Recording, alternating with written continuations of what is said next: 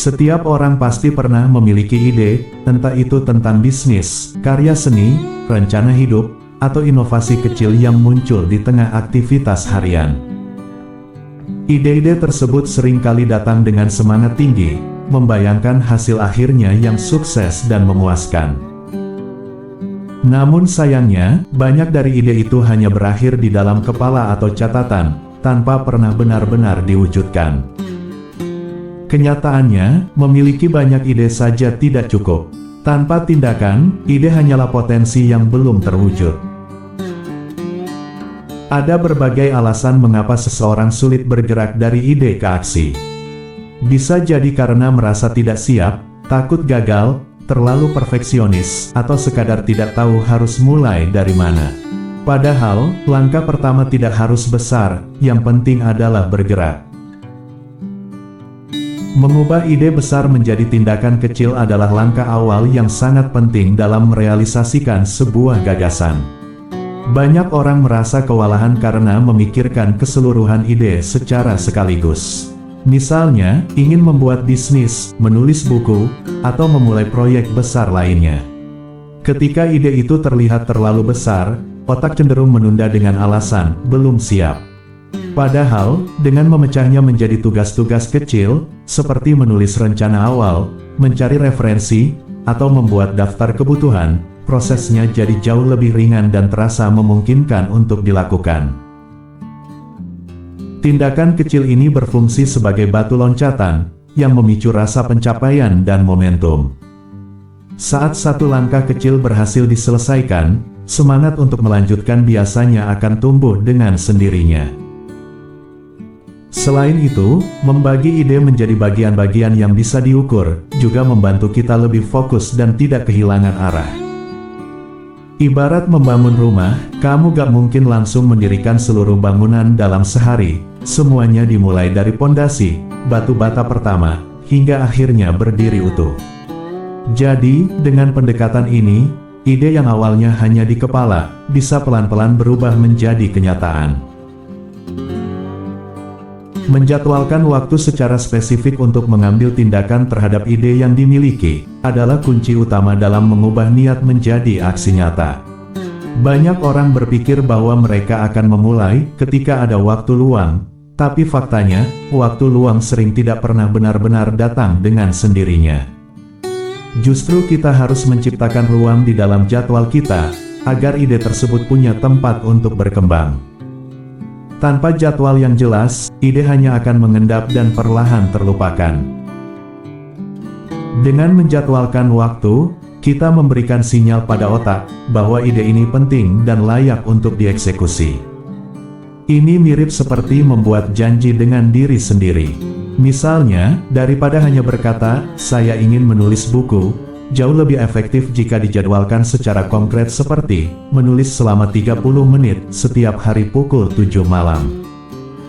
Kebiasaan kecil ini akan menciptakan ritme, dan seiring waktu akan terakumulasi menjadi hasil yang besar. Jadwal juga membantu menghindari prokrastinasi. Ketika kamu punya tenggat atau waktu tertentu untuk bertindak, kamu akan merasa terdorong untuk segera mulai, meski dalam kondisi belum sempurna. Jadwal memberi struktur, dan struktur memberi arah. Tanpa arah, ide akan tetap menjadi angan-angan. Tapi dengan waktu yang teratur untuk bertindak, kamu memberi peluang nyata bagi ide itu untuk berkembang dan membuahkan hasil. Langkah pertama seringkali menjadi penghalang terbesar dalam mewujudkan sebuah ide. Banyak orang terlalu sibuk merencanakan, menganalisis, dan menimbang semua kemungkinan risiko, hingga akhirnya tidak pernah benar-benar mulai. Ini dikenal sebagai analisis paralisis, keadaan di mana terlalu banyak berpikir justru membuatmu tidak bergerak. Padahal, kunci untuk memecahkan kebuntuan itu adalah dengan langsung melakukan sesuatu, sekecil apapun langkahnya. Langkah pertama tidak perlu sempurna atau besar, yang penting adalah bergerak. Misalnya, jika idemu adalah membuat podcast, langkah pertama bisa sesederhana mencatat ide topik pertama, atau mencoba merekam suara dengan ponsel. Tindakan kecil seperti ini bisa memberikan dorongan psikologis yang besar. Karena begitu kamu mulai, rasa takut dan keraguan mulai tergantikan oleh rasa penasaran dan semangat eksplorasi. Yang menarik, setelah langkah pertama diambil, biasanya langkah-langkah berikutnya jadi terasa lebih ringan. Ini karena kita sudah membuktikan pada diri sendiri, bahwa kita bisa memulai. Pergerakan kecil akan menciptakan momentum, dan momentum itulah yang akhirnya membuat sebuah ide bisa berkembang menjadi sesuatu yang nyata dan bernilai. Jadi, daripada terus menunggu momen yang tepat, lebih baik langsung saja melangkah. Momen terbaik seringkali datang setelah kita mulai. Terkadang alasan seseorang tidak bertindak terhadap ide-idenya adalah karena merasa sendiri dan tidak yakin apakah ide tersebut layak diwujudkan. Disinilah pentingnya memiliki support system, orang-orang yang bisa diajak berbagi ide, memberikan semangat, atau bahkan sekadar mendengarkan. Saat kamu berbicara dengan orang lain, ide yang tadinya terasa rumit bisa menjadi lebih jelas, dan kamu juga bisa mendapatkan perspektif baru yang mungkin tidak kamu pikirkan sebelumnya. Selain dukungan, umpan balik juga sangat berharga. Mendapatkan masukan dari orang lain dapat membantu memperbaiki arah dan menghindari kesalahan yang tidak perlu. Kamu bisa berdiskusi dengan teman, mentor, atau bahkan komunitas yang memiliki minat serupa. Ingat, banyak ide besar lahir dan tumbuh karena adanya kolaborasi dan diskusi. Jangan takut untuk membuka diri, terkadang dorongan atau saran sederhana dari orang lain bisa jadi titik awal yang membangkitkan semangat untuk mulai bertindak. Melakukan refleksi secara berkala sangat penting untuk mengevaluasi apakah langkah-langkah yang telah diambil sudah mengarah ke tujuan yang diinginkan. Setelah menjalankan satu atau beberapa aksi dari ide kamu, luangkan waktu untuk bertanya pada diri sendiri, apakah ini berjalan sesuai rencana? Apa saja yang berhasil, dan apa yang perlu diperbaiki? Refleksi seperti ini membuat kamu lebih sadar terhadap proses dan kemajuanmu, serta mencegahmu berjalan tanpa arah yang jelas.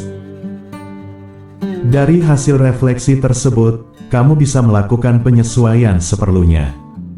Tidak semua ide akan berjalan mulus sesuai rencana awal, dan itu sangat wajar.